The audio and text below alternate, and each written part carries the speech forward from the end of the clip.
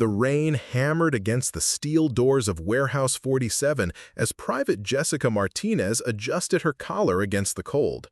She'd been standing at this post for 3 hours, watching an empty parking lot while her squad leaders sat warm and dry inside their command trailer. What she didn't know was that in exactly 47 minutes, a convoy of black SUVs would pull up to those same steel doors, and the officers who stepped out would change everything she thought she knew about her assignment. Before we jump back in, tell us where you're tuning in from, and if this story touches you, make sure you're subscribed, because tomorrow I've saved something extra special for you. Jessica Martinez had enlisted in the Army National Guard straight out of high school in Tucson, Arizona. At 19, she was the youngest member of her unit and carried herself with the quiet confidence that came from growing up in a military family. Her father had served 2 tours in Afghanistan, and her older brother was currently stationed in Germany. The Martinez family understood duty, sacrifice, and the unspoken rules that governed military life. Tonight was different, though. Jessica could feel it in the way Sergeant Blake Harrison had assigned her to perimeter duty without meeting her eyes. Harrison was a 20-year veteran from Oklahoma who'd seen combat in 3 different theaters, but lately he'd been treating Jessica like she was invisible. The other non-commissioned officers in her unit, Staff Sergeant Rick Coleman and Sergeant First Class Dan Winters, had been acting strange too, whispering in corners and cutting conversations short whenever she approached. The warehouse they were guarding sat on the outskirts of Phoenix, surrounded by empty desert and a chain-link fence topped with razor wire. It was supposed to be a routine security detail, protecting some classified equipment during a temporary storage period. Jessica had been told the contents were sensitive electronic components being transferred between military installations, nothing more. But there were inconsistencies that bothered her. The warehouse had been retrofitted with climate control systems that seemed excessive for electronic equipment. Motion sensors had been installed not just around the perimeter, but inside the building itself, creating a grid pattern that suggested something far more valuable than computer parts. Most troubling of all, the access codes for the facility changed every 4 hours, a security protocol Jessica had never encountered in her 2 years of service. When Harrison had pulled her aside 3 hours ago, his instructions had been brief and dismissive. "Martinez, you're on perimeter watch, south entrance. Don't leave your post, don't ask questions, and don't bother us unless the building is literally on fire." Coleman and Winters had exchanged glances behind Harrison's back, and Jessica caught the subtle shake of Coleman's head, a warning gesture that made her stomach tighten with unease. The other members of her unit were inside the main building, presumably monitoring the classified equipment. Jessica had been excluded from those duties, relegated to standing guard in the desert rain while her colleagues handled the actual security work. It felt like punishment, though she couldn't identify what she'd done wrong. As the hours passed, Jessica's mind wandered to the events of the past week. Her unit had been activated for this assignment with unusual speed, pulled from their regular training schedule for what Harrison called priority support operations. The paperwork had been thin, lacking the detailed briefings and risk assessments that typically accompanied classified missions. When Jessica had asked about threat levels and contingency protocols, Harrison had told her to focus on following orders rather than asking questions. The rain intensified, turning the dirt around the warehouse into thick mud that clung to Jessica's boots. She'd been issued standard-issue rain gear, but the desert wind found every gap in her protection, sending cold streams of water down her neck and back. Through the warehouse's small windows, she could see the warm glow of electric lights and occasionally caught glimpses of her squad mates moving around inside. At 2:30 a.m., Jessica noticed something that made her pause. A black sedan with tinted windows had been parked across the highway for the past hour, just far enough away to avoid drawing attention, but close enough for the occupants to monitor the warehouse. The vehicle had Arizona plates, but something about its positioning suggested professional surveillance rather than casual observation. 20 minutes later, she spotted a second vehicle, a dark pickup truck, positioned on a service road that ran parallel to the facility's eastern fence line. Like the sedan, it maintained a careful distance while keeping the warehouse in clear view. Jessica reached for her radio to report the suspicious activity, then hesitated. Harrison's orders had been explicit: don't bother them unless there was an emergency. But this felt like more than coincidence. Two vehicles, positioned at different observation points, maintained surveillance without approaching. Jessica's training kicked in as she began documenting the vehicles' positions, license plates, and the times she'd first noticed them. If this was hostile reconnaissance, her squad mates needed to know immediately. The warehouse's security system included motion-activated floodlights that illuminated the perimeter at regular intervals. During one of these sweeps, Jessica caught a glimpse of movement near the eastern fence line. Someone was crouched low, working on something at the base of the fence posts. The figure wore dark clothing and moved with practiced efficiency, suggesting military or law enforcement training. Jessica's pulse quickened as she processed what she was seeing. This wasn't random criminal activity, it was a coordinated operation. The surveillance vehicles, the person at the fence, the timing of their activities during the early morning hours when visibility was limited. Someone was preparing to breach the facility, and they'd been planning this for some time. She keyed him a radio with trembling fingers. "Base, this is Perimeter 1. I have eyes on suspicious activity. Eastern sector. Possible hostile reconnaissance in progress." Static crackled through her earpiece for several seconds before Harrison's voice responded, cold and irritated. "Martinez, what did I tell you about unnecessary communications?" "Sergeant, there are unknown vehicles conducting surveillance, and I observed someone tampering with our perimeter security. This requires immediate—" "Stand down, Martinez. Return to your assigned position and maintain radio silence unless directly threatened." The transmission ended with a sharp click, leaving Jessica staring at her radio in disbelief. Harrison had dismissed a legitimate security concern without investigation, violating basic military protocols for threat assessment. Something was fundamentally wrong with this entire operation. As Jessica wrestled with her growing suspicions, she noticed that the figure near the fence had disappeared. The surveillance vehicles remained in position, but their occupants had made no move to approach the facility. It was as if they were waiting for something, or someone. The warehouse's main entrance was located on the building's north side, directly opposite Jessica's position. From her vantage point, she could monitor both the main access road and the service entrance where supply deliveries typically occurred. But the positioning also meant she was isolated from her unit, unable to directly observe their activities or provide immediate support if needed. At 3:15 a.m., Jessica's radio crackled to life with an encrypted transmission that lasted less than 10 seconds. The signal was too distorted for her to understand, but the timing coincided with increased activity from the surveillance vehicles. Both cars adjusted their positions slightly, moving closer to the facility while remaining outside the range of the security cameras. That's when Jessica realized the truth that had been gnawing at her subconscious for hours. The surveillance wasn't hostile, it was coordinated with whatever was happening inside the warehouse. Harrison, Coleman, and Winters weren't protecting classified equipment, they were facilitating its theft. The rain began to slow as distant headlights appeared on the horizon, growing steadily brighter as they approached the facility. Jessica counted at least 6 vehicles in the convoy, moving in tight formation with the precision of a military escort. These weren't the surveillance cars she'd been tracking. This was something bigger, more official, and heading directly for Warehouse 47. The convoy's headlights cut through the desert darkness like searchlights, and Jessica could now make out the distinctive silhouettes of military Humvees flanked by unmarked black SUVs. Her heart hammered against her ribs as she pressed herself against the concrete wall of the warehouse, trying to remain invisible while maintaining visual contact with the approaching vehicles. The lead Humvee bore the insignia of the 56th Military Police Battalion, a unit Jessica recognized from joint training exercises. But the presence of MP vehicles at what was supposed to be a routine equipment transfer sent ice through her veins. Military police didn't escort standard logistics operations. They investigated crimes, arrested suspects, and secured evidence. As the convoy approached the main gate, Jessica noticed movement inside the warehouse.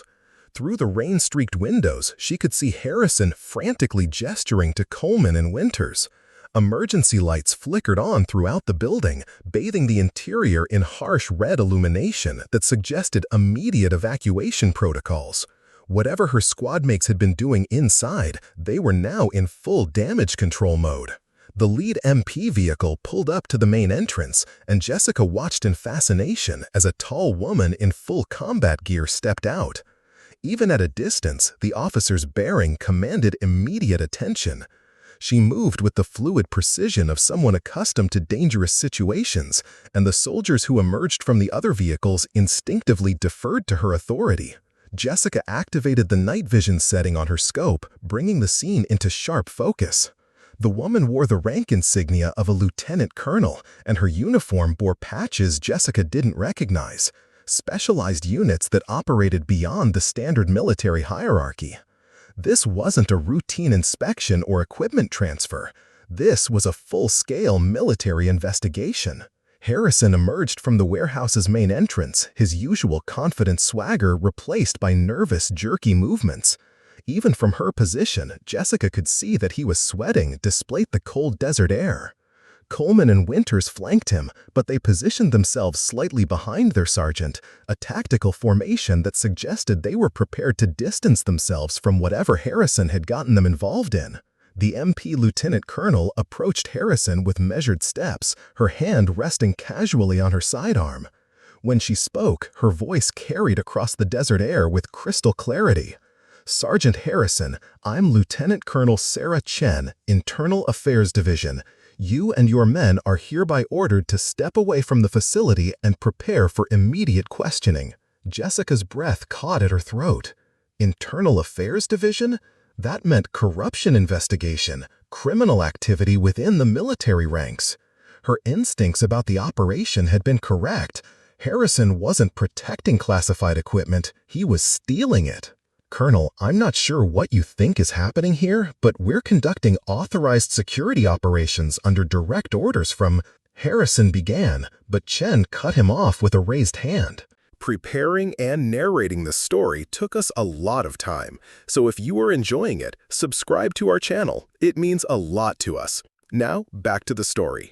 "Sergeant, we have documented evidence of unauthorized access to classified materials, falsified transfer documentation, and communication with known black market weapons dealers. Your operation has been under surveillance for the past 6 weeks. Chen's voice remained level, but Jessica could hear the steel beneath her words. "Where is Private Martinez?" Jessica's world tilted sideways. The MPs knew about her and had specifically asked about her location. But how was that possible? She'd been excluded from whatever illegal activities her unit was conducting, relegated to pointless guard duty while Harrison and the others handled the actual theft. Harrison's face went pale in the floodlights. "Martinez is on perimeter duty, southern sector. But Colonel, she's not involved in any of this. She's just a kid, doesn't know anything about the theft of experimental guidance systems from Fort Carson, about the sale of classified targeting software to Syrian intermediaries, about the $37 million in weapons that have disappeared from military inventories over the past 8 months? Chen's questions hit like artillery shells, each one more devastating than the last. Jessica felt the desert ground spinning beneath her feet. $37 million? Syrian intermediaries. This wasn't simple equipment theft. Her unit had been conducting espionage operations, selling American military secrets to hostile foreign governments. And somehow, the Internal Affairs Division knew exactly where she was and had come specifically looking for her.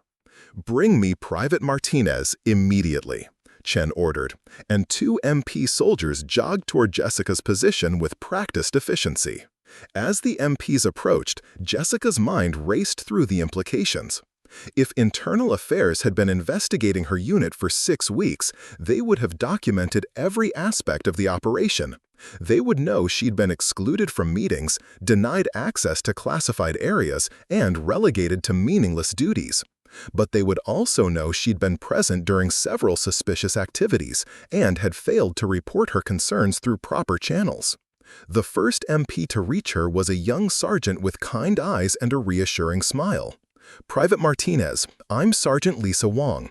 Colonel Chen would like to speak with you, but I want you to know you're not in any trouble. We've been monitoring this situation and we know you weren't involved in the illegal activities. Jessica's legs felt weak with relief, but confusion immediately replaced her fear. Sergeant, I don't understand. How do you know I wasn't involved? I've been with this unit for 2 years, and I didn't report my suspicions about tonight's operation. Doesn't that make me complicit? Wong exchanged glances with her partner, a hulking staff sergeant whose name tape read Patterson. There was something in their expressions that suggested Jessica was missing a crucial piece of information, something that would explain why Internal Affairs had specifically asked about her location. Private, has anyone in your chain of command ever asked you to participate in off-the-books activities, meetings that weren't officially scheduled, equipment transfers that didn't appear in standard documentation? Wong's questions were gentle but precise, suggesting she already knew the answers. No, Sergeant, actually the opposite. For the past 6 months, I've been systematically excluded from anything important. Training exercises, briefings, equipment maintenance. Harrison always found reasons to assign me to other duties. Jessica paused, remembering dozens of small incidents that had seemed insignificant at the time. It was like they were deliberately keeping me away from whatever they were really doing. Patterson nodded grimly. That's because they knew they were being watched, and they knew you couldn't be compromised. Before Jessica could ask what he meant, Wong's radio crackled with Chen's voice. Bring Private Martinez to the main entrance. We have developments that require her immediate attention. As they walked toward the warehouse, Jessica could see that Harrison, Coleman, and Winters had been separated and were being questioned by different MP teams. Specialized equipment trucks had arrived, and technicians in white hazmat suits were preparing to enter the building. This wasn't just an arrest operation. It was a full forensic investigation. Chen turned as Jessica approached, and her expression softened slightly. Private Martinez, thank you for your cooperation. I know tonight has been confusing and frightening, but I need you to understand that your actions over the past several months have been instrumental in building our case against your former squad mates. Jessica stared at the colonel in bewilderment. Ma'am, I haven't taken any action. I've just been following orders and doing my assigned duties. Exactly, Chen smiled for the first time since arriving. You've been following legitimate military orders while your squad mates were engaged in criminal conspiracy. More importantly, you've been filing detailed reports about irregularities in your unit's operations, equipment discrepancies, and suspicious activities. But Colonel, I haven't filed any reports. Harrison specifically told me not to document anything unusual, and I followed those instructions. Chen pulled out a tablet and scrolled through several documents. Privately, every time you logged into a military computer system, accessed classified databases, or used official communication channels, you generated digital records. Our cybersecurity specialists have been monitoring those records, and they paint a clear picture of a soldier trying to do her job properly while being deliberately excluded from illegal activities. Jessica felt like she was receiving a crash course in military investigation techniques. Every routine task she'd performed, every legitimate procedure she'd followed, had been creating a paper trail that documented the irregular behavior of her unit. Her exclusion from important activities hadn't been random. Harrison had recognized that Jessica was too honest and too thorough to be trusted with criminal operations. Furthermore, Chen continued, your personal communications with your family have provided crucial intelligence about the timeline of your unit's activities. When you told your brother about missing equipment or complained to your father about being excluded from briefings, those conversations were monitored as part of our broader investigation. The revelation hit Jessica like a physical blow. Her family's phone calls and text messages had been under surveillance. Not because she was suspected of wrongdoing, but because she was an unwitting informant providing evidence against her own unit. Ma'am, are you saying that my family is involved in this investigation? Your brother, Staff Sergeant Miguel Martinez, currently stationed in Germany, contacted military intelligence 6 months ago with concerns about irregularities in his sister's unit. He'd noticed patterns in your conversations that suggested criminal activity. and he initiated the investigation that led to tonight's arrests. Jessica's mind reeled. Miguel had been protecting her from halfway around the world, using his own military experience to recognize danger signs that she'd been too close to see clearly. Her complaints about being excluded from activities hadn't been evidence of poor leadership. They'd been warning flags that something illegal was happening. Chen gestured toward the warehouse, where forensic teams were now entering with sophisticated scanning equipment. Private, the materials your unit was attempting to steal tonight include prototype guidance systems worth approximately $12 million. These systems are designed for precision missile strikes, and their theft could have compromised American military operations in 3 different theaters of conflict. As Jessica absorbed this information, she noticed that the surveillance vehicles she'd spotted earlier were now surrounded by additional MP units. The occupants were being arrested with the same methodical precision that had characterized the entire operation. This hadn't been a spur-of-the-moment bust. Internal Affairs had been planning tonight's takedown for months. "Colonel, what happens now? To me, I mean." Chen closed her tablet and looked directly at Jessica. "You're going to be debriefed extensively over the next several days. Your testimony will be crucial in prosecuting not just your former squadmates, but the broader network of individuals involved in this weapons trafficking operation. After that, you'll likely be reassigned to a different unit, possibly with a promotion and commendation for your unwitting assistance in a major criminal investigation." The irony wasn't lost on Jessica. She'd spent months feeling like a failure, excluded from important duties and relegated to meaningless tasks.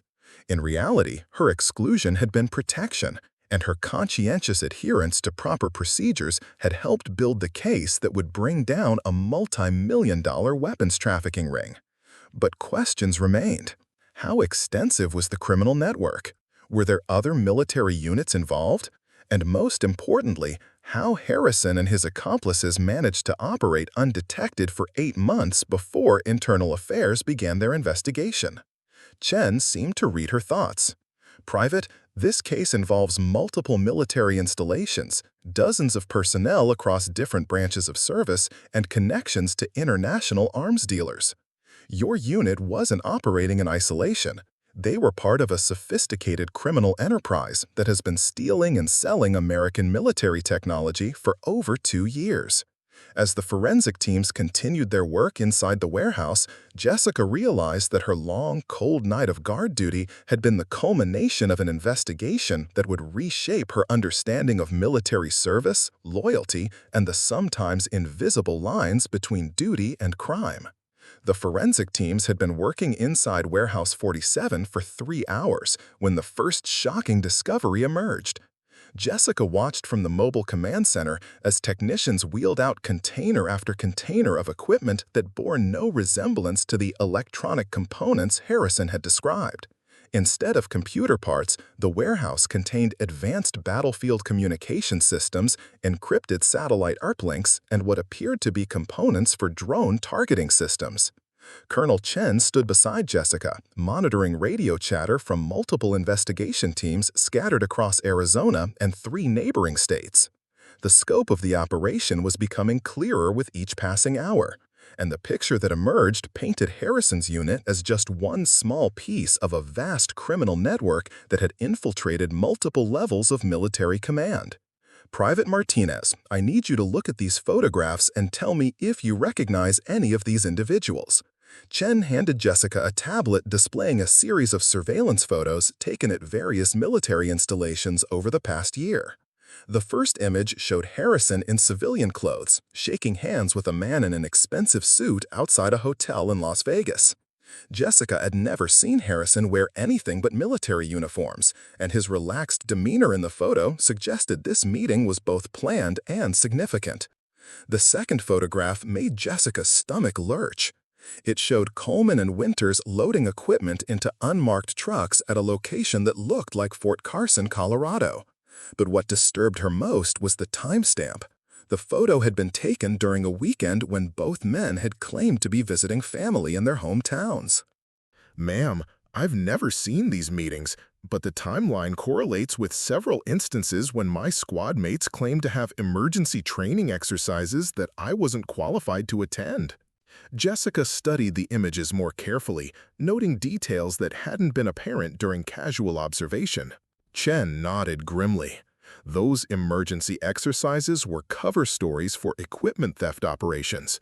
We've documented 17 separate incidents where your unit accessed classified materials under false pretenses, each time coinciding with your exclusion from duty assignments. A new voice crackled through Chen's radio. "Colonel, this is Agent Stevens, FBI Financial Crimes Division. We've traced the money trail from the Phoenix operation. You need to see what we've uncovered." Chen's expression hardened. The involvement of FBI financial crimes meant the investigation had expanded beyond simple military theft into complex money laundering and international finance violations. Jessica realized she was witnessing the unraveling of a criminal enterprise that operated at levels far above a single National Guard unit. 20 minutes later, a black sedan pulled up to the mobile command center, and a woman in a dark business suit stepped out. Agent Rebecca Stevens moved with the confident efficiency of someone accustomed to high-stakes investigations, and her first question revealed the new dimension of the case. "Colonel Chen, we've identified bank accounts in 7 different countries tied to this weapons trafficking network. The total amount of money involved exceeds $200 million over the past 3 years." Stevens glanced at Jessica with curious interest. "Is this the soldier whose digital footprints helped us track the operational timeline?" Jessica felt overwhelmed by the magnitude of what she was learning. $200 million meant this wasn't opportunistic theft by a few corrupt soldiers. It was systematic looting of American military assets by a sophisticated international organization. "Agent Stevens, how extensive is this network? Are we talking about dozens of people or hundreds?" Chen's question echoed Jessica's own growing concerns about the scope of the conspiracy. "Based on our financial analysis, we estimate involvement by at least 300 military personnel across 15 different installations, plus civilian contractors, foreign intermediaries, and end-user organizations in at least 12 countries." Stevens consulted her notes with practiced precision. "This makes it one of the largest military corruption cases in American history." The numbers were staggering, but what troubled Jessica most was the realization that she'd been living and working alongside criminals for 2 years without recognizing the signs. How many other soldiers were unknowingly part of units engaged in illegal activities? How many had been excluded from operations and told they weren't qualified, just as she had been? Chen seemed to read her thoughts.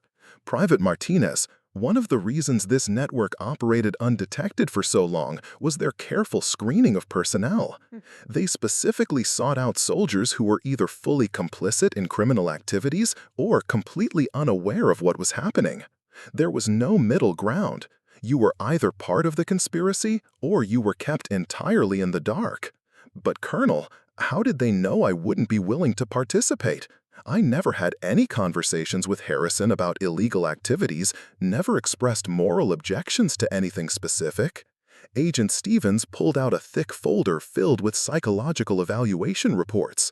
"Private, military personnel undergo extensive background checks and psychological assessments throughout their service. Harrison and his superiors had access to detailed profiles of every soldier in their command structure.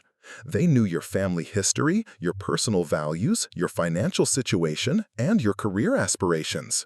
The folder contains Jessica's complete military file, including assessments she'd forgotten taking and evaluations from training exercises she barely remembered. But when Stevens highlighted specific sections, a pattern emerged that explained why she'd been systematically excluded from her unit's criminal activities.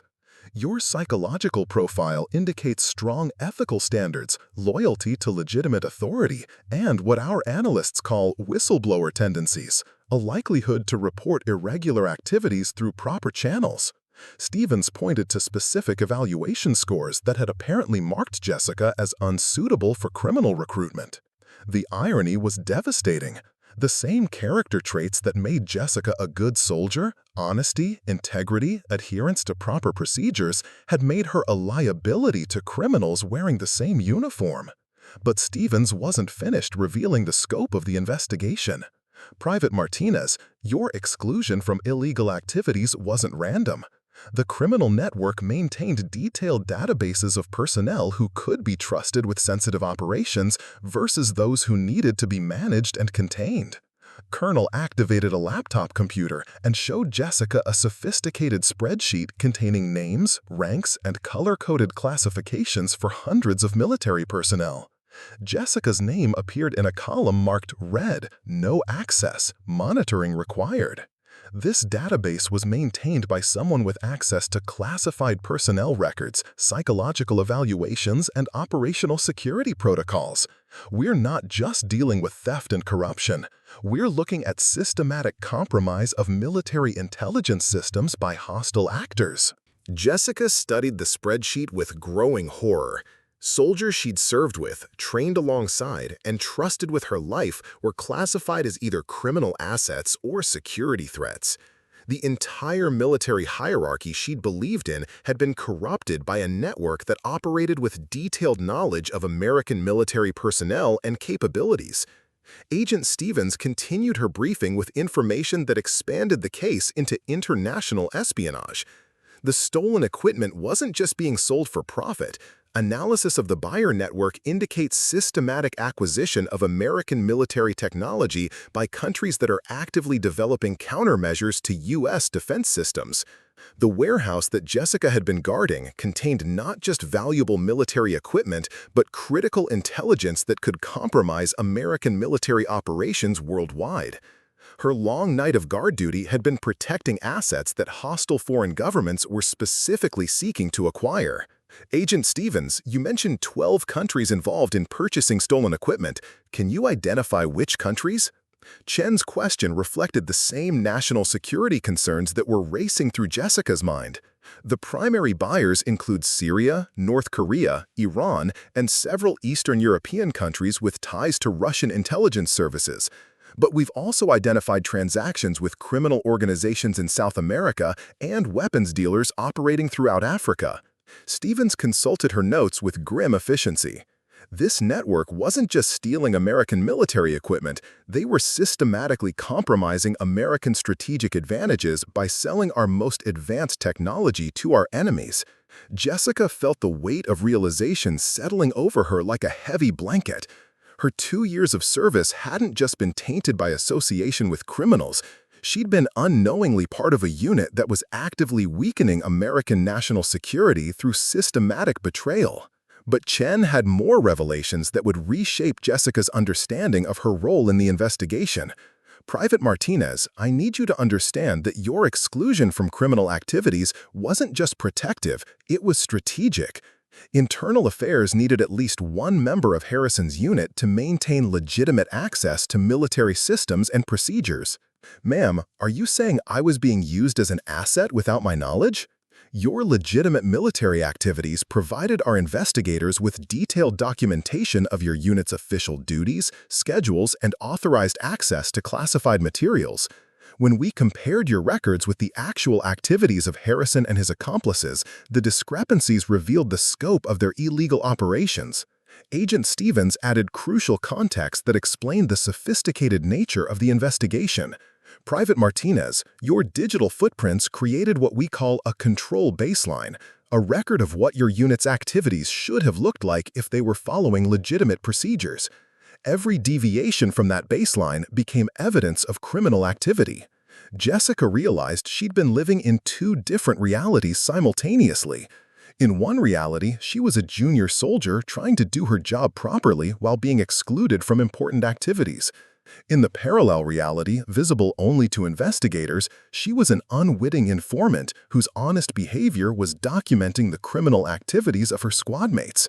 The complexity of the investigation became even more apparent when Chen revealed the coordination required between multiple law enforcement agencies. This operation involved the FBI, CIA, Defense Intelligence Agency, Treasury Department, and Interpol. The international scope of the weapons trafficking network required unprecedented cooperation between American and foreign intelligence services. As dawn began to break over the Arizona desert, Jessica could see the full scale of the law enforcement response. The mobile command center was just one element of a massive operation that included arrest teams in multiple states, financial investigators tracking international money transfers, and cybersecurity specialists analyzing compromised computer systems. Agent Stevens provided the final piece of information that would change Jessica's military career forever. Private Martinez, your testimony and documentation will be crucial in prosecuting not just the soldiers involved in the theft operations, but the civilian contractors, foreign intermediaries, and government officials who facilitated this network. Jessica understood that her role in the investigation was just beginning. The long night of guard duty had been the end of her old military career and the beginning of something entirely different.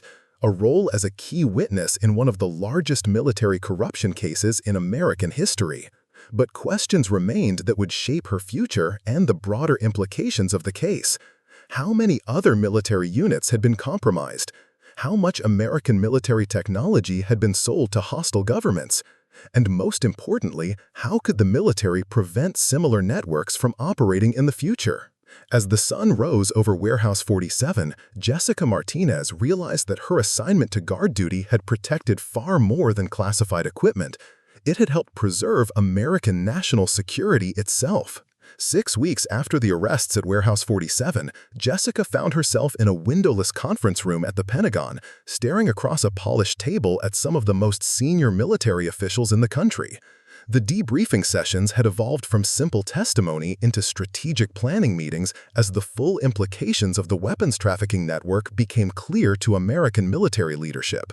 General Patricia Hawkins, chairman of the Joint Chiefs of Staff, leaned forward with an intensity that commanded immediate attention. Private Martinez, the intelligence you've provided has revealed vulnerabilities in our personnel security protocols that we never imagined existed. But today, we need to discuss something that goes beyond the criminal investigation. Jessica had been promoted to specialist during the intervening weeks, a recognition of her unwitting contribution to national security, but she still felt overwhelmed by the level of attention from senior military leadership. The investigation had consumed her life, with daily interviews, psychological evaluations, and detailed reconstructions of every interaction she'd had with her former squadmates. General, I've told investigators everything I can remember about my unit's activities. I'm not sure what additional information I can provide. General Hawkins exchanged glances with the other officials present. Admiral James Crawford from Naval Intelligence, General Lisa Thompson from Air Force Special Investigations, and Dr. Michael Chang from the Defense Intelligence Agency. Their expressions suggested Jessica was about to learn something that would redefine her understanding of the entire situation. Specialist Martinez, the criminal network your testimony helped expose was far more sophisticated than we initially realized. Our investigation has uncovered evidence that this organization had infiltrated the highest levels of military command, including personnel with access to nuclear weapons protocols, satellite surveillance systems, and covert operation planning. The conference room fell silent as Jessica processed the implications. Nuclear weapons protocols meant the criminal network hadn't just been stealing conventional military equipment, they had potentially compromised America's most sensitive defense capabilities. Admiral Crawford activated a secure computer terminal and displayed a series of organizational charts that showed the true structure of the criminal enterprise. Specialist, what we're about to show you is classified at the highest levels, but your continued cooperation requires understanding the full scope of what we're dealing with. The organizational chart revealed a hierarchy that extended far beyond Harrison's unit into the upper echelons of military command. Names and positions that Jessica recognized from military news reports were connected by lines indicating criminal conspiracy, financial transactions, and information sharing with foreign intelligence services. Sir, are you telling me that general officers were involved in selling military secrets to hostile governments? General Thompson nodded grimly. We've identified compromised personnel at every level of military command, from enlisted soldiers to flag officers. The network operated by recruiting individuals based on financial vulnerabilities, personal compromises, or ideological motivations that made them susceptible to foreign influence. Dr. Chang provided crucial context about the intelligence implications of the investigation. Specialist Martinez, the database that classified you as unsuitable for criminal recruitment, was maintained by foreign intelligence services, not American military personnel. This network wasn't just corruption, it was systematic espionage directed by hostile foreign governments. Jessica felt the room spinning around her as she grasped the full magnitude of what had been uncovered.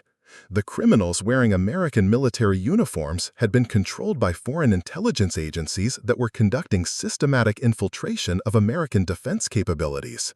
Doctor, which foreign governments were directing this network? Primary control appears to have originated from Russian military intelligence, with significant coordination from Chinese Ministry of State Security and Iranian intelligence services. But we've also identified connections to North Korean cyber warfare units and several non-state criminal organizations with ties to international terrorism. The revelation transformed Jessica's understanding of her 2 years of service with Harrison's unit. She hadn't just been excluded from criminal activities, she had been living and working in the middle of an active foreign intelligence operation directed against American national security. General Hawkins continued the briefing with information that expanded the case into ongoing counterintelligence operations.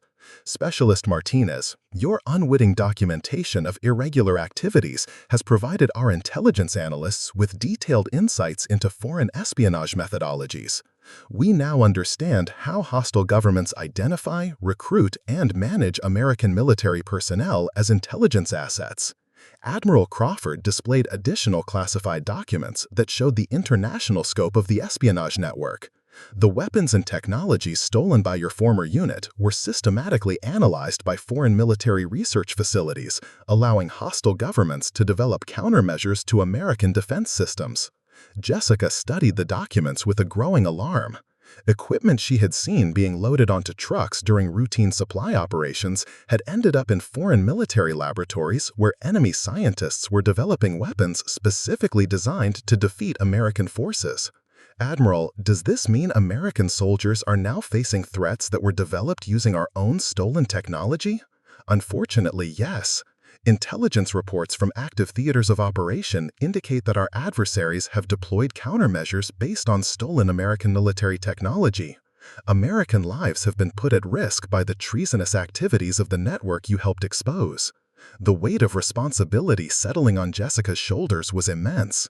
Her testimony wasn't just helping prosecute criminals, it was contributing to efforts to protect American military personnel who are facing enhanced threats created by the very technology that had been stolen from their own forces. Dr. Chang introduced a new dimension to the investigation that would reshape Jessica's future military career. Specialist Martinez, the Defense Intelligence Agency has been authorized to establish a new counterintelligence unit specifically focused on identifying and preventing similar infiltration networks. We would like you to consider joining this unit as a founding member. Jessica had entered the military as a 19-year-old seeking adventure and career training. 2 years later, she was being recruited for specialized counterintelligence work by some of the most senior officials in American military leadership. Sir, I'm honored by the offer, but I need to understand what this assignment would involve. I have no formal intelligence training or specialized education in counter-espionage. General Thompson smiled for the first time during the briefing. Specialist Martinez, you have something far more valuable than formal training. You have demonstrated the ability to recognize irregular activities while maintaining proper procedures under pressure. That combination of skills is exactly what we need to prevent future infiltration networks. The new counterintelligence unit would focus on developing early warning systems for espionage activities, training military personnel to recognize recruitment attempts by foreign intelligence services, and creating secure communication protocols that would prevent the kind of systematic compromise that had characterized the weapons trafficking network. Admiral Crawford provided specific details about Jessica's potential role in the new organization. Your assignment would involve analyzing personnel security protocols at military installations throughout the country, identifying vulnerabilities that could be exploited by foreign intelligence services, and developing training programs to help soldiers recognize and report suspicious activities. Jessica realized that her unique experience, being excluded from criminal activities while maintaining detailed documentation of legitimate procedures, had provided her with insights into espionage prevention that couldn't be learned through traditional intelligence training. General Hawkins, if I accept this assignment, what happens to the ongoing prosecution of my former squad mates? Your testimony remains crucial to the criminal trials, but the cases are strong enough that your continued involvement can be managed around your new counterintelligence duties. The trials will continue for several years as we prosecute not just the soldiers involved in theft, but the entire network of civilian contractors, foreign intermediaries, and compromised military officials. Dr. Chang revealed additional information about the broader implications of the investigation. Specialist Martinez, the methods we've developed to analyze your unit's activities are being applied to investigate suspicious patterns at military installations worldwide. Your case has become a template for identifying other compromised units before they can cause additional damage to national security. Jessica understood that her experience at Warehouse 47 had implications that extended far beyond a single criminal investigation. The techniques used to analyze her digital footprints and documentation patterns were being systematized into tools for ongoing counterintelligence operations. General Thompson concluded the briefing with information that placed Jessica's decision in the context of ongoing threats to American national security. Specialist Martinez, foreign intelligence services are continuously adapting their infiltration techniques based on the success or failure of previous operations. The network you helped expose represents just one approach to compromising American military capabilities. Future threats may involve different recruitment methods, alternative technology theft techniques, or entirely new approaches to intelligence gathering. The counterintelligence unit we're proposing would serve as an early warning system for emerging threats that haven't been identified through traditional security protocols.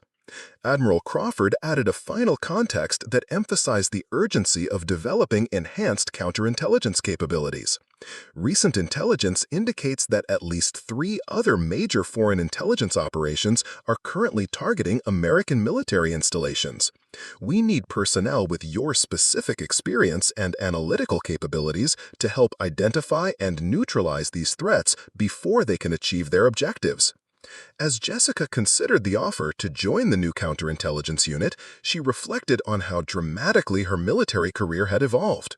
The soldier who had been excluded from activities and relegated to guard duty was now being recruited by the Defense Intelligence Agency to help protect American national security against sophisticated foreign espionage operations. But accepting the assignment would mean committing to a career path that involved constant vigilance against threats that might not be apparent until years after they had begun compromising American military capabilities. It would mean dedicating her professional life to preventing other soldiers from experiencing the betrayal and deception that had characterized her service with Harrison's unit. The decision before Jessica Martinez would determine not just her personal future, but her contribution to protecting American military personnel against enemies who wore the same uniform and spoke the same language as the soldiers they were betraying. 2 years later, Sergeant Jessica Martinez stood in the secure briefing room of the Defense Counterintelligence and Security Headquarters in Quantico, Virginia, studying satellite photographs that showed a familiar pattern of suspicious activity at Fort Bragg, North Carolina. The techniques she had learned to recognize during her time with Harrison's compromised unit were being replicated by a new espionage network, but this time Jessica was positioned to stop them before they could steal a single piece of classified equipment. Sergeant Martinez, what's your assessment of the Fort Bragg situation? Colonel Chen, now Jessica's direct supervisor in the newly formed Rapid Response Counterintelligence Team, waited for analysis that would determine whether to launch a full-scale investigation or continue surveillance operations. Jessica examined the intelligence reports with eyes trained through dozens of similar cases over the past 24 months. The patterns were subtle but unmistakable. Personnel with unexplained financial improvements, equipment inventories with minor discrepancies, and communication protocols that deviated slightly from standard procedures. Colonel, I'm seeing classic indicators of foreign recruitment operations. 3 senior NCOs have purchased expensive vehicles within the past 6 months, all financing their purchases through banks with known connections to Russian money laundering operations. Additionally, their unit has requested ammunition supplies that exceed their authorized training requirements by 37%. The skills Jessica had developed through exclusion and observation during her original assignment had been refined through intensive counterintelligence training into sophisticated analytical capabilities that made her one of the military's most effective espionage hunters. Colonel Chen activated a secure video link that connected their briefing room with similar facilities at the CIA, FBI, and National Security Agency. The coordinated response to potential espionage threats had been revolutionized following the revelations from Jessica's original case, creating unprecedented cooperation between intelligence agencies. This is Agent Williams, FBI Counterintelligence Division. Sergeant Martinez, we've been monitoring financial transactions associated with the Fort Bragg personnel you identified.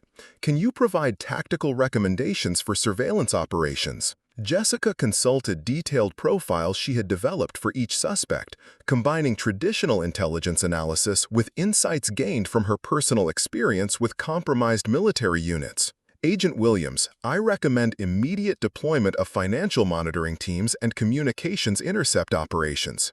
Based on previous cases, this network will attempt to establish contact with foreign handlers within the next 2 weeks. The transformation of Jessica's military career had exceeded every expectation from that night at Warehouse 47. Her unique combination of operational experience and analytical training had made her the military's leading expert on identifying espionage networks before they could compromise classified materials. Dr. Cheng from the Defense Intelligence Agency joined the video conference with updates on the broader implications of the Fort Bragg investigation.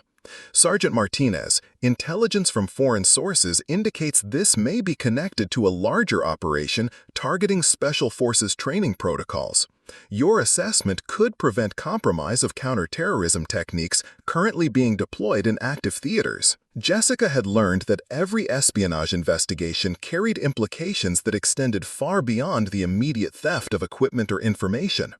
The techniques and protocols that enemy intelligence services sought to acquire were being used to protect American forces in dangerous situations worldwide. Dr. Cheng, the communication patterns I've identified suggest this network is specifically targeting information about urban warfare training and explosive ordnance disposal procedures.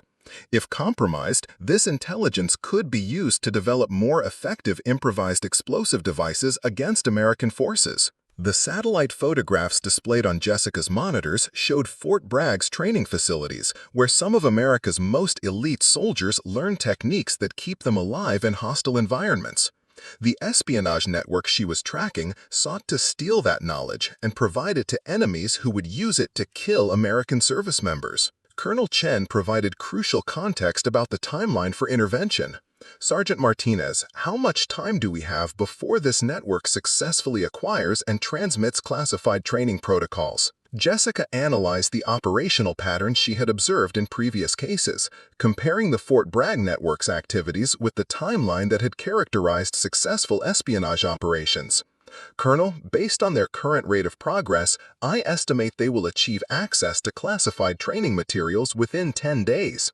However, they'll need additional time to photograph or copy the information and establish secure transmission protocols to their foreign handlers. The precision of Jessica's analysis reflected 2 years of intensive experience with dozens of similar investigations. The counterintelligence unit she had joined had identified and neutralized 17 separate espionage networks, preventing the theft of billions of dollars worth of military technology and saving countless American lives by protecting classified operational procedures. Agent Williams provided updates on the coordination between law enforcement agencies that would execute the intervention at Fort Bragg. Sergeant Martinez, we have arrest teams prepared to move simultaneously against all suspect network members, plus financial investigators ready to freeze assets and trace money transfers to foreign accounts. Jessica had become the focal point for planning complex counterintelligence operations that required perfect timing and coordination between multiple agencies. Her recommendations determined when arrests occurred, which suspects were monitored versus detained, and how evidence was preserved for prosecution. Agent Williams, I recommend delayed arrests for the 3 senior NCOs to allow continued surveillance of their communication with foreign handlers. However, we should immediately isolate them from access to classified materials by reassigning them to administrative duties that appear routine but prevent espionage activities. The techniques Jessica had developed for managing espionage investigations balanced the need to gather evidence against foreign intelligence services with the imperative to prevent theft of American military secrets. Her strategies had been adopted as standard protocols for counterintelligence operations throughout the military. Dr. Chang revealed additional intelligence that expanded the scope of the Fort Bragg investigation into international counterterrorism operations. Sergeant Martinez, we've identified connections between this espionage network and terrorist organizations operating in Southeast Asia and the Middle East.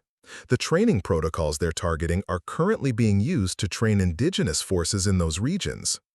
Jessica understood that the implications of every investigation extended into active military operations, where American forces and their allies depended on maintaining technological and tactical advantages over hostile forces.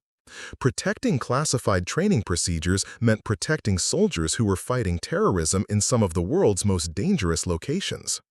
Dr. Chang, this confirms my assessment that we're dealing with a state-sponsored operation rather than opportunistic criminal activity. The specific targeting of counterterrorism training suggests coordination between foreign intelligence services and international terrorist networks. Colonel Chen displayed classified intelligence reports that showed the global scope of foreign efforts to compromise American military capabilities. Sergeant Martinez, your analysis of the Fort Bragg network fits patterns we're observing at installations in Germany, Japan, and South Korea. This appears to be a coordinated international operation targeting American military presence worldwide.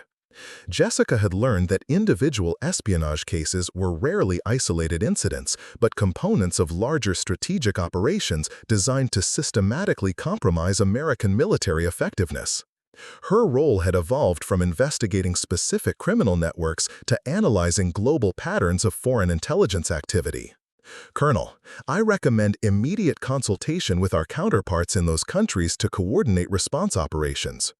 If this is a coordinated international effort, simultaneous arrests across multiple countries could prevent the espionage networks from warning each other about our investigations. The strategic thinking Jessica had developed through her counterintelligence career represented a dramatic evolution from the young soldier who had been excluded from activities and relegated to guard duty. Her analysis now influenced military strategy decisions at the highest levels of American defense leadership. Agent Williams provided final coordination details for the Fort Bragg operation. Sergeant Martinez, based on your recommendations, we're implementing simultaneous operations at 6 different military installations across 4 countries. Your analytical framework has become the standard for coordinated counterintelligence response. Jessica reflected on the transformation of her military service from that cold night at Warehouse 47 to her current role protecting American national security against sophisticated foreign threats. The exclusion and isolation she had experienced with Harrison's unit had provided her with unique insights into how espionage networks operated, and, more importantly, how they could be detected and neutralized. Agent Williams, I want to emphasize that early intervention is crucial. The longer we allow these networks to operate, the more opportunity they have to adapt their methods and develop countermeasures to our investigation techniques. Colonel Chen concluded the briefing with information about Jessica's next assignment that would expand her counterintelligence responsibilities into new areas of national security. Sergeant Martinez, following the Fort Bragg operation, you'll be assigned to develop training protocols for identifying espionage networks at civilian defense contractors and research facilities. The expansion of Jessica's duties into civilian defense industries represented recognition that foreign intelligence threats extended beyond military installations into the private companies that develop and manufacture American military technology. Her expertise was needed to protect the entire defense industrial base against foreign espionage. Colonel, I understand the importance of protecting civilian contractors, but I'll need additional training in industrial security protocols and foreign intelligence targeting methods used against private companies. Dr. Cheng provided details about the comprehensive training program that would prepare Jessica for her expanded responsibilities. Sergeant Martinez, you'll receive specialized education in corporate security analysis, foreign investment monitoring, and technology transfer regulations. This training will qualify you for assignments that protect American military technology from the research phase through deployment. Jessica realized that her military career had evolved far beyond anything she had imagined when she first enlisted. The young soldier seeking adventure and training had become a specialized counterintelligence professional whose work directly protected American national security and the lives of service members worldwide.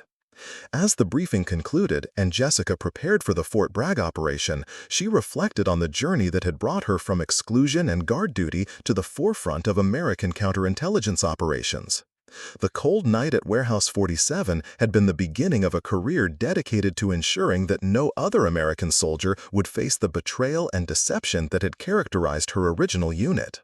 The espionage networks that Jessica now hunted represented ongoing threats to American military superiority and the safety of American forces deployed around the world. Her work had become a continuous battle against enemies who wore American uniforms, spoke perfect English, and had sworn the same oath to defend the Constitution that guided her own service.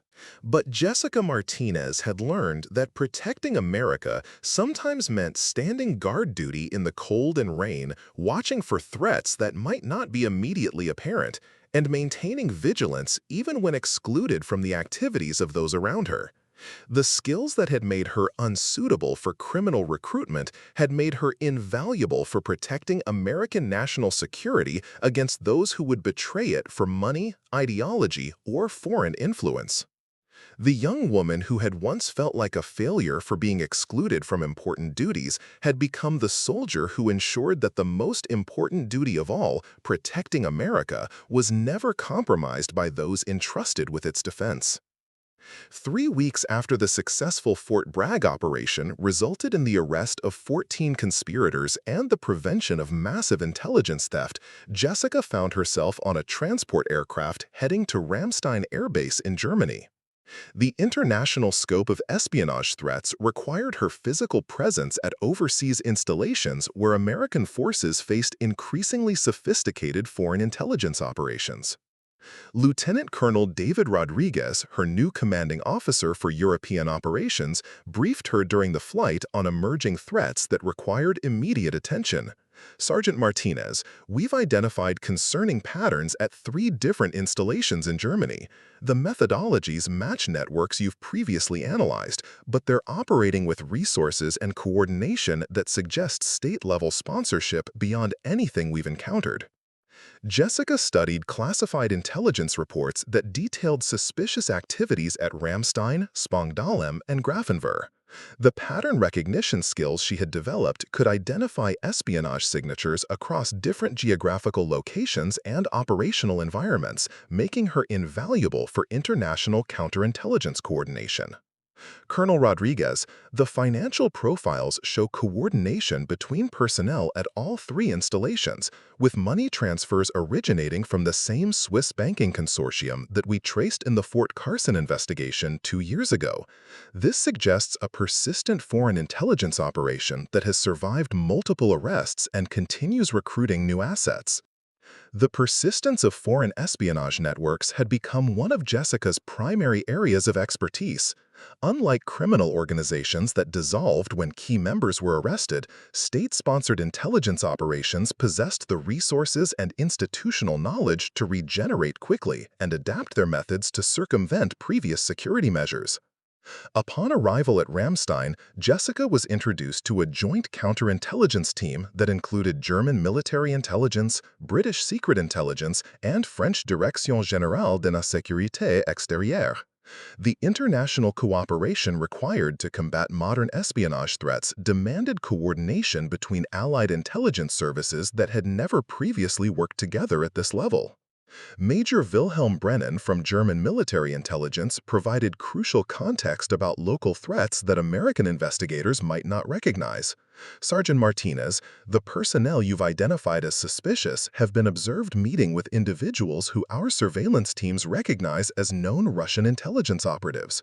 However, these meetings occur in locations and circumstances that provide plausible deniability for routine social interactions.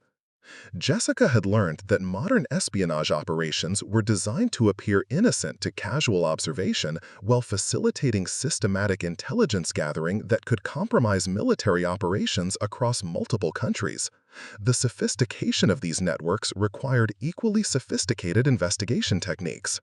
Major Brennan, can you provide details about the Russian operatives' backgrounds and their historical activities in this region? The German officer activated a secure computer terminal that displayed detailed profiles of suspect foreign intelligence personnel operating throughout Central Europe. The primary contact is Viktor Petrov, ostensibly a cultural attaché at the Russian consulate in Frankfurt, but our intelligence indicates he's a career SVR officer with 15 years of experience recruiting military personnel from NATO countries.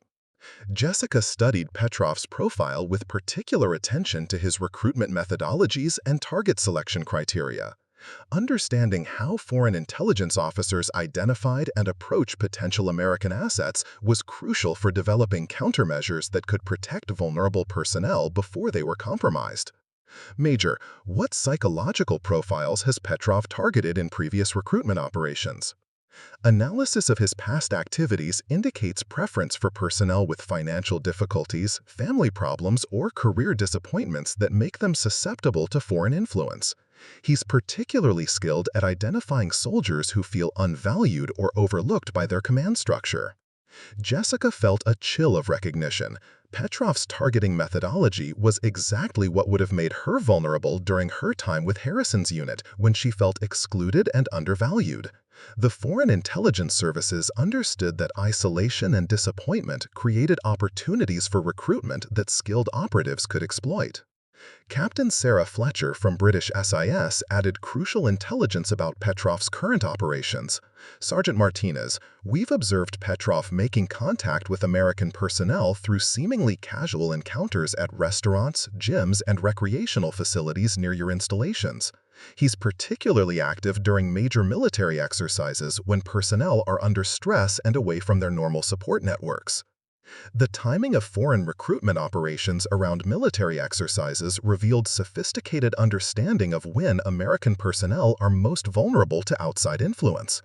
Jessica realized that foreign intelligence services studied American military culture and psychology with the same intensity that American forces studied enemy tactics and capabilities. Captain Fletcher, have you identified specific approaches or conversation topics that Petrov uses to initiate contact with potential recruitment targets? His methodology involves expressing sympathy for American soldiers who are struggling with military bureaucracy, offering perspectives on international relations that subtly criticize American foreign policy, and gradually introducing financial opportunities that seem legitimate but create dependency relationships. Jessica understood that modern espionage recruitment was a gradual process that could extend over months or years, slowly transforming loyal American soldiers into intelligence assets through psychological manipulation and financial incentives that appeared beneficial to the targets. Colonel Rodriguez provided operational details for the investigation that would unfold over the following weeks. Sergeant Martinez, your assignment involves establishing surveillance protocols for monitoring potential recruitment activities while protecting American personnel from foreign intelligence approaches. This requires balancing investigative needs with the safety and careers of soldiers who may be targeted but haven't yet been compromised. The ethical complexity of counterintelligence operations had become one of Jessica's most challenging responsibilities. Protecting American soldiers from foreign recruitment sometimes required monitoring their activities and communications in ways that seemed intrusive, but the alternative was allowing them to be manipulated into betraying their country and their fellow service members. Jessica's first week in Germany involved establishing surveillance networks around the 3 installations where suspicious activities had been reported. Working with German and British intelligence partners, she developed monitoring protocols that could detect foreign intelligence recruitment without alerting potential targets or compromising ongoing operations. The technical sophistication required for modern counterintelligence operations had evolved far beyond simple observation and documentation. Jessica now coordinated electronic surveillance, financial monitoring, communication intercepts, and psychological assessment programs that could identify foreign intelligence activities before they successfully compromise American personnel.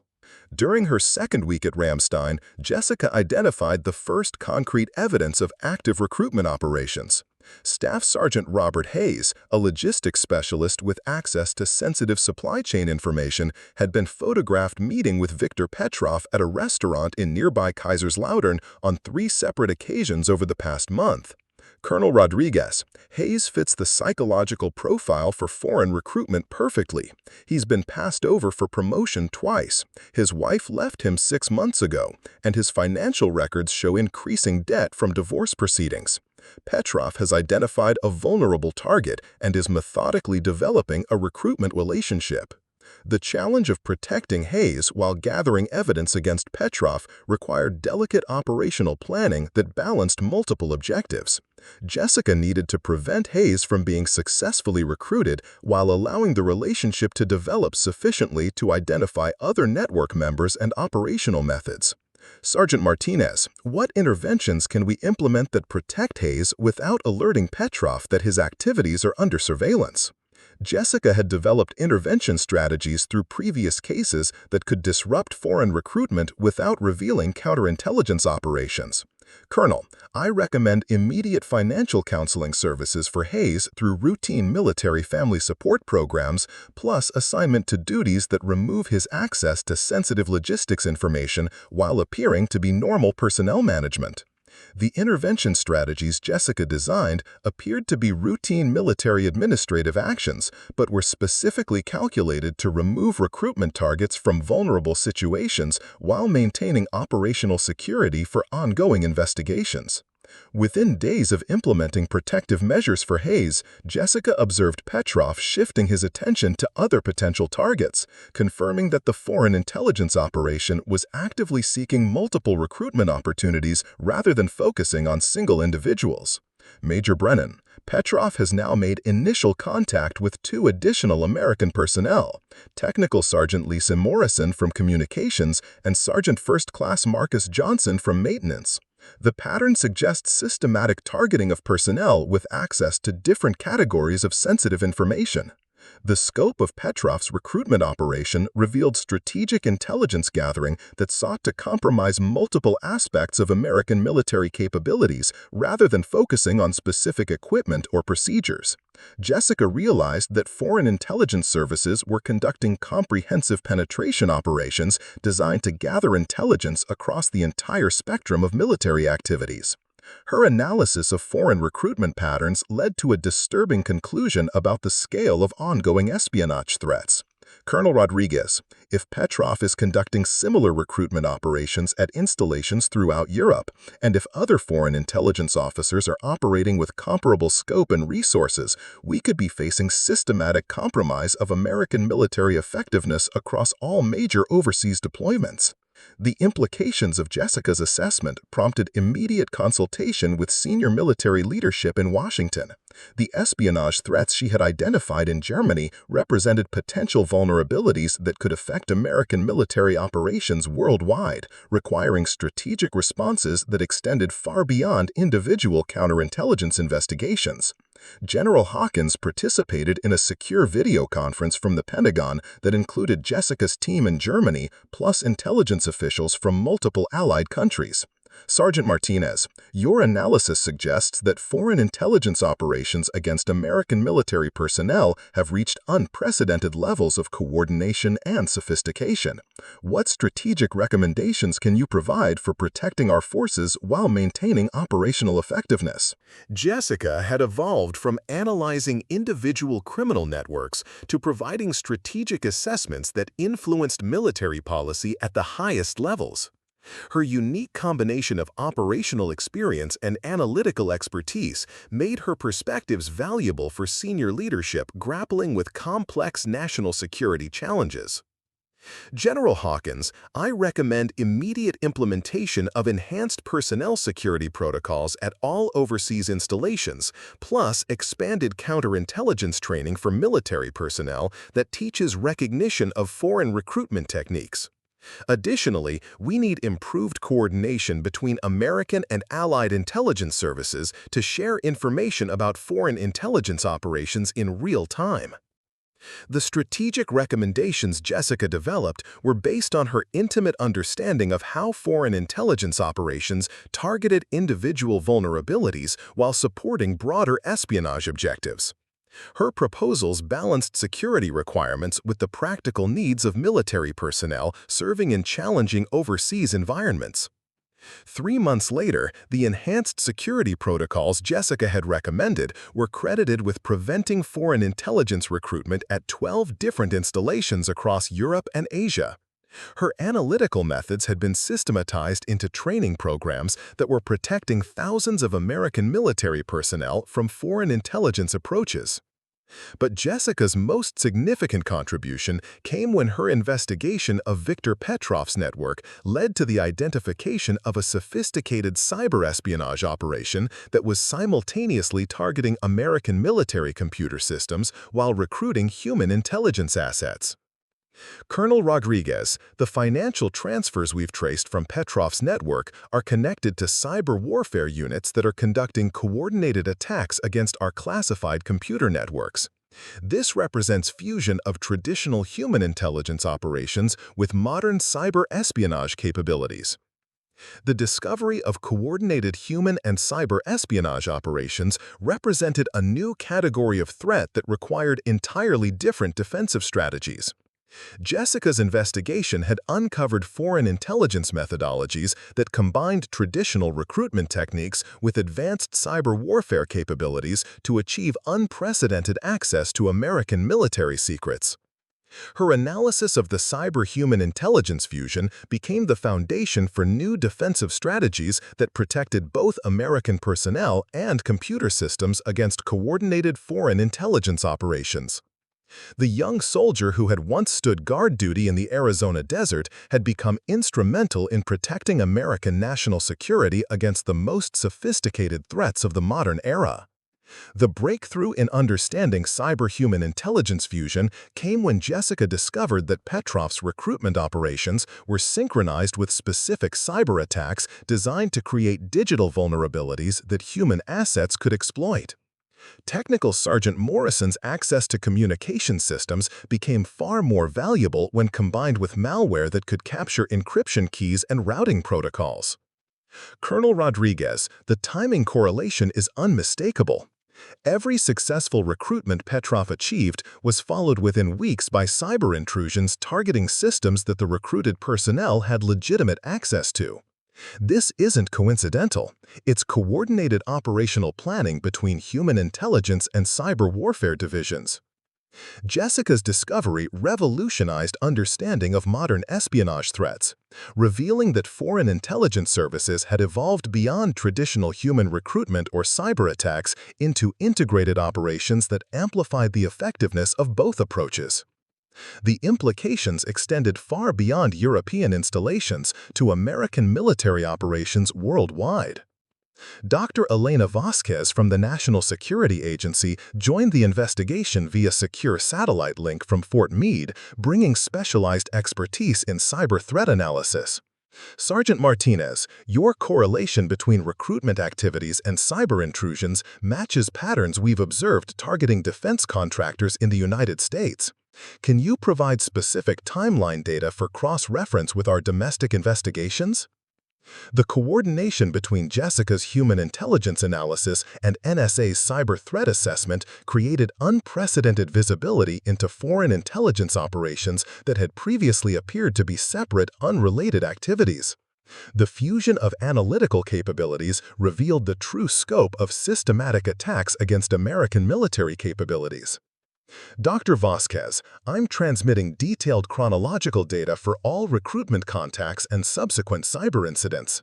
The pattern shows an average lag time of 18 days between successful human recruitment and corresponding cyber intrusions, suggesting standardized operational procedures coordinated at strategic levels. Jessica's analytical precision had evolved through dozens of investigations into systematic methodologies that could identify foreign intelligence patterns across multiple domains simultaneously. Her ability to correlate human behavior with technical indicators made her uniquely valuable for combating integrated espionage threats. The investigation expanded when German intelligence provided crucial information about Petrov's communication with handlers in Moscow. Intercepted transmissions revealed that the European recruitment operation was just one component of a global intelligence campaign targeting American military personnel in over 30 countries. Major Brennan displayed intercepted communications that showed the true scope of foreign intelligence operations. Sergeant Martinez, these transmissions indicate coordinated recruitment activities targeting American personnel in Japan, South Korea, Turkey, Italy, and 14 other countries.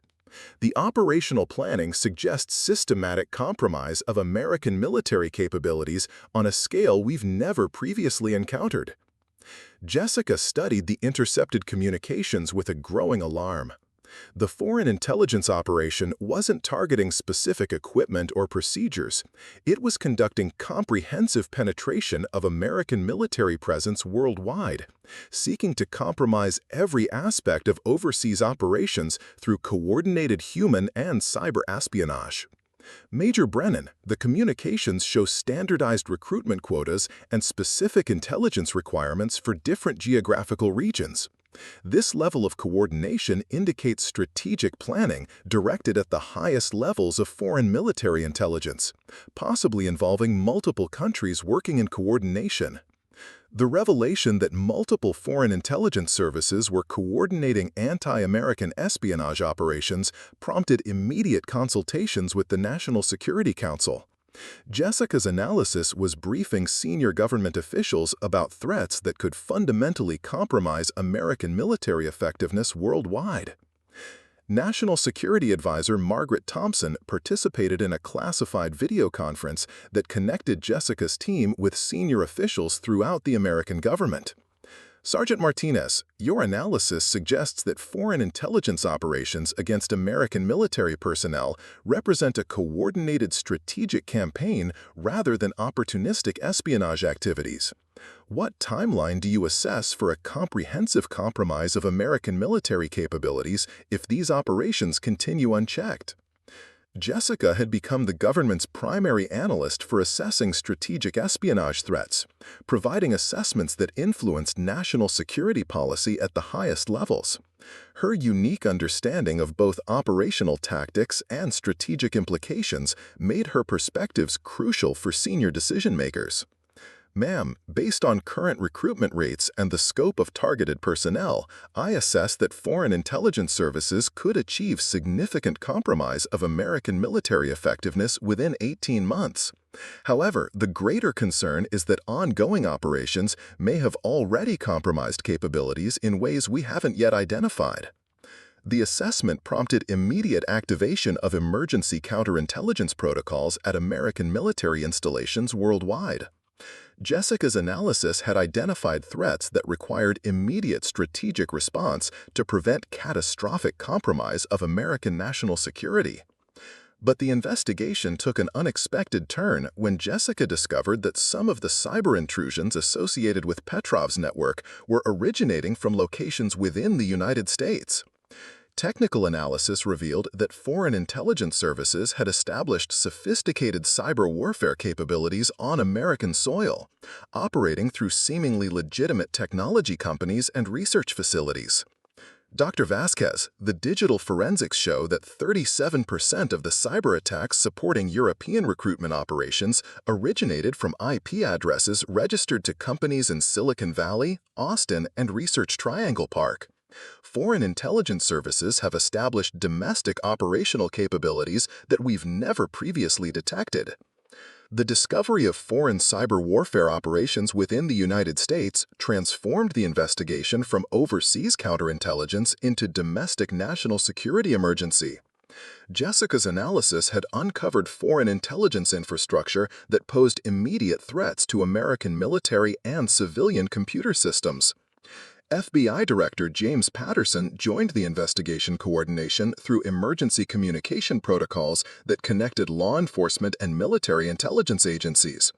Sergeant Martinez, your analysis indicates that foreign intelligence services have established operational capabilities within the United States that could compromise both military and civilian infrastructure.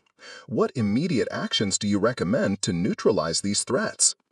Jessica had evolved from investigating individual criminal networks to coordinating strategic responses against foreign intelligence operations that threatened fundamental American national security.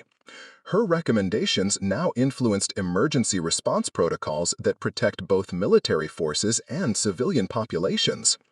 3 weeks later, the domestic cyber warfare investigation led to the discovery of 12 foreign intelligence facilities operating within the United States under cover of legitimate businesses. The raids conducted simultaneously across 6 states resulted in the arrest of 43 foreign intelligence operatives and the seizure of cyber warfare equipment capable of attacking critical American infrastructure. Colonel Rodriguez, the domestic facilities were conducting operations far beyond military espionage. We've identified cyber warfare capabilities targeting electrical grids, financial systems, transportation networks, and communication infrastructure. Foreign intelligence services were preparing to conduct comprehensive attacks against American civilian society. Jessica's investigation had uncovered foreign preparation for cyber warfare against American infrastructure that could cripple civilian society while supporting military attacks against American forces overseas. The scope of foreign intelligence operations exceeded every previous assessment of threats to American national security. The revelation prompted emergency meetings between American government officials and allied intelligence services to coordinate responses against foreign intelligence operations that threatened the entire structure of Western democratic societies. Jessica's analysis had identified threats that required unprecedented international cooperation to address effectively. Sergeant Martinez, your investigation has revealed foreign intelligence operations that represent existential threats to American national security and the security of our allied partners. National Security Advisor Thompson informed Jessica during a classified briefing at the White House. The President has authorized establishment of a new joint military-civilian counterintelligence organization with you as the founding operational director. Jessica's career had evolved from excluded soldier to senior government official responsible for protecting American society against the most sophisticated foreign threats. The transformation reflected not just personal growth, but the evolution of national security challenges that required new approaches and unprecedented coordination between different elements of American government.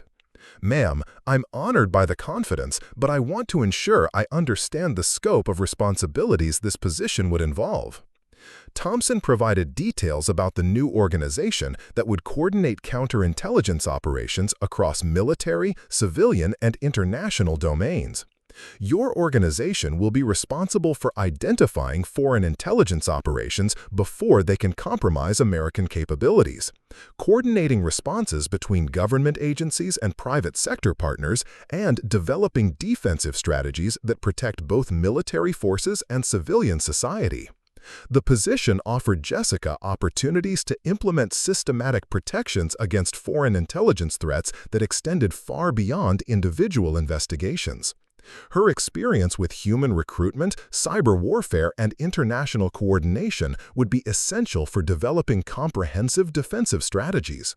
Additionally, Thompson continued, "You'll be responsible for establishing counterintelligence cooperation agreements with allied countries, sharing analytical methods and defensive techniques that protect democratic societies against authoritarian intelligence operations."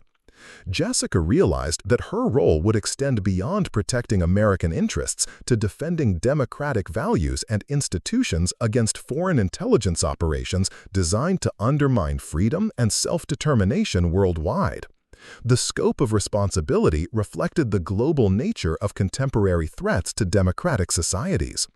6 months later, the organization Jessica directed had identified and neutralized foreign intelligence operations in 17 countries, protecting both American interests and allied partners against systematic espionage campaigns. Her analytical methods had been adopted by intelligence services throughout the democratic world, creating unprecedented cooperation against authoritarian threats. But Jessica's most significant achievement came when her organization successfully predicted and prevented a coordinated foreign intelligence operation designed to compromise American elections through systematic infiltration of voting systems and election administration personnel. The foreign intelligence operation we've identified represents direct attacks against American democratic processes. Foreign intelligence services have recruited personnel with access to voting systems in 12 different states, plus cyber warfare capabilities designed to alter election results without detection. Jessica's work had evolved from protecting military equipment to defending the democratic processes that defined American society. Her expertise in identifying foreign intelligence operations had become essential for preserving the integrity of American elections and democratic institutions. The successful prevention of foreign election interference demonstrated the crucial importance of Jessica's transformation from excluded soldier to senior counterintelligence official. Her unique understanding of foreign intelligence operations, developed through personal experience with betrayal and systematic analysis of espionage networks, had become instrumental in protecting the fundamental values and institutions that defined American society. As Jessica reflected on her journey from that cold night at Warehouse 47 to her current role protecting American democracy, she understood that the exclusion and isolation she had experienced had provided her with perspectives that couldn't be gained through traditional training or education. Her ability to recognize patterns of deception and manipulation had been forged through personal experience with betrayal, creating analytical capabilities that were uniquely valuable for defending against foreign intelligence operations. The young woman who had once felt like a failure for being excluded from criminal activities had become the government official responsible for ensuring that American democratic institutions remained protected against foreign interference. Her career demonstrated that personal integrity and systematic vigilance could triumph over sophisticated foreign threats, preserving freedom and democracy for future generations of Americans. Up next, you've got 2 more standout stories right on your screen. If this one hits the mark, you won't want to pass these up. Just click and check them out. And don't forget to subscribe and turn on the notification bell so you don't miss any upload from us.